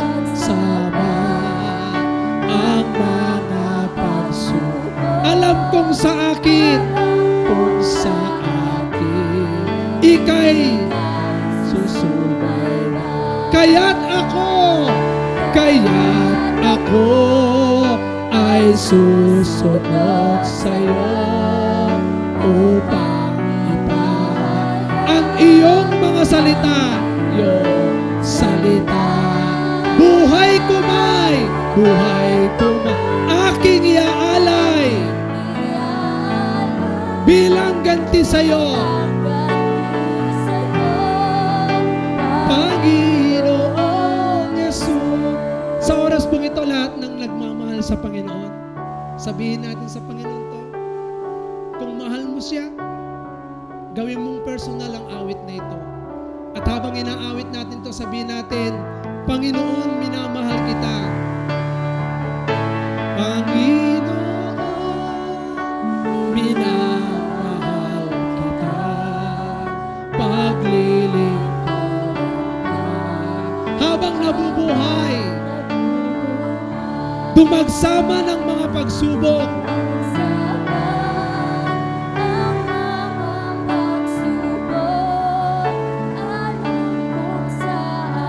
ika'y susubaybay.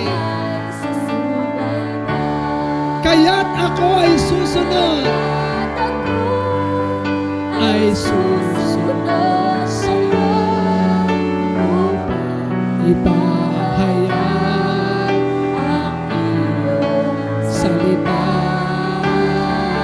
Buhay ko may aking iaalay bilang ganti sa'yo, Panginoong Jesus. Panginoon, salamat po sa kapatawaran ng aming mga kasalanan. Salamat po sa buhay na walang hanggan. Salamat po, O Diyos, sapagkat Ikaw ang naging daan upang kami, Panginoon, ay magkaroon ng daan patungo sa langit. Bilang ganti, Panginoon, sa ginawa mong ito, kami po ay susunod. Kami maglilingkod sa iyo. Dumagsaman, Panginoon, ng maraming mga pagsubok sapagkat alam namin sa daigdig na ito namin ginagalawan, napakaraming pagsubok na mararanasan. Kaya sa oras na ito, Panginoon, ang dalangin ko sa iyong anak,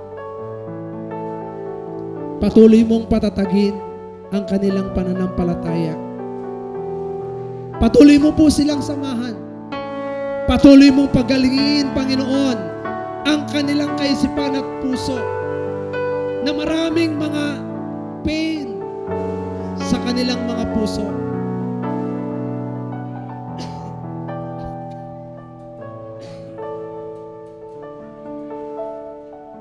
Lord, let your healing touch flow. Kausapin mo po sila. Ikaw ang nagpasimula at ikaw din ang magwawakas. At ikaw ang nagpasimula ng mabubuting bagay. Ikaw rin, O Diyos, ang magwawakas nito at maglulubos hanggang sa ikaw ay muling bumalik. Panginoon, we believe in that. Sa lahat ng mga tunay na sumusunod sa iyo, hindi mo kami iwan ni pababayaan mo hanggang sa katapusan ng daigdig. Kaya sa oras na ito, Panginoon, I pray, hayaan mong kausapin mo ang bawat isa. Walang lalabas sa lugar na ito na hindi sila, Panginoon, nahipo ng iyong mga salita. I know and I believe, O God, you speak forth into their hearts. Sa oras na ito, kapatid, ang Diyos ay laging nasa tabi mo. Ang Diyos ay laging handang tumulong sa iyo sa panahon na kailangan mo siya. Huwag kang mabalisa. Huwag kang matakot. Huwag kang panghinaan ng loob. Sapagkat ang Diyos na nagpasimula sa iyo, siya rin ang magwawakas ng lahat ng ito. Kaya kapatid, habang nakataas ang iyong kamay sa Panginoon, pwede bang itaas mong iyong kamay bilang pananampalataya? Lord, I pray, tanggapin mo sa oras na ito, kapatid, ang pagpapala ng Panginoon na patuloy niyang pinasimulan sa iyong buhay. O Diyos, dalangin ko, Panginoon, habang nakataas ang kanilang mga kamay, Lord, ibuhos mo sa kanila ang pagpapala mental, pagpapala emosyonal, pagpapala pisikal, pagpapala material at spiritual. Lord, hayaan mong dumaloy, Panginoon, sa buhay nila ang pagpapala mula sa iyong salita, na patuloy, O Diyos, na magiging pagpapala ang bawat anak mong ito sa maraming tao. Maging pagpapala sa kanilang tahanan, maging pagpapala sa iglesia mo na patuloy na pinaglagyan mo sa kanila. I pray in the name of Jesus. Yes, Lord, mula ngayon, Panginoon, hayaan mong isipin nila ang mga bagay na dapat po nilang maging kampanin bilang mga tunay na disipulo mo. Yes, I pray, Lord. Gamitin mo po sila para sa iyong kapurihan that brings glory to your name, O God. In Jesus' name, in Jesus' name. Huwag mong hayaan na ang kanilang buhay ay patuloy, Panginoon, na madismaya ang iyong pangalan. Mapahiya ang pangalan mo, bagkus maparangalan ang pangalan mo saan man sila dumako. At maging sa iglesia mong ito, Panginoon, use them, O God, upang magbigay, Panginoon, ng mga bagay na makatutulong sa pagkalalago ng iyong ministeryo and continue to strengthen them spiritually. Lord, bless them indeed. Salamat po ng marami, Panginoon. Naniniwala ako na sa umagang ito, pinagaling mo na, pinalaya mo na, pinalakas mo na ang bawat isa. Salamat po, Panginoon. Sa iyo po ang lahat ng papuri, ang lahat ng pasasalamat, ang lahat ng mga tunay na disipulo ng ating Panginoon ay patuloy na magpasalamat sa Diyos. Hallelujah! Saluhan po natin ang napakinggan nating salita ng Diyos. Blessed be your name!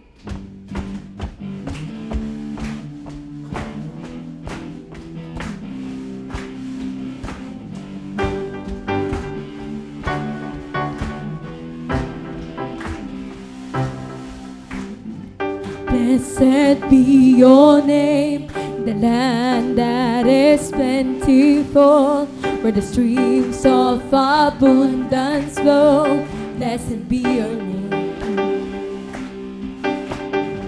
Blessed be your name, the walk through the wilderness, the walk through the wilderness. Blessed be your name. Every blessing you pour out, I turn back to praise. When the darkness closes in, Lord, still I will say, blessed be the name of the Lord. Blessed be your name. Blessed be the name of the Lord. Blessed be the glorious name. Blessed be your name. When the sun shining down on me, the whole earth its truth should be. Blessed be your name. Blessed be your name. When the whole darkness suffering, though there's pain in the offering, blessed be your name. Every blessing you pour out, I turn back to praise. When the darkness closes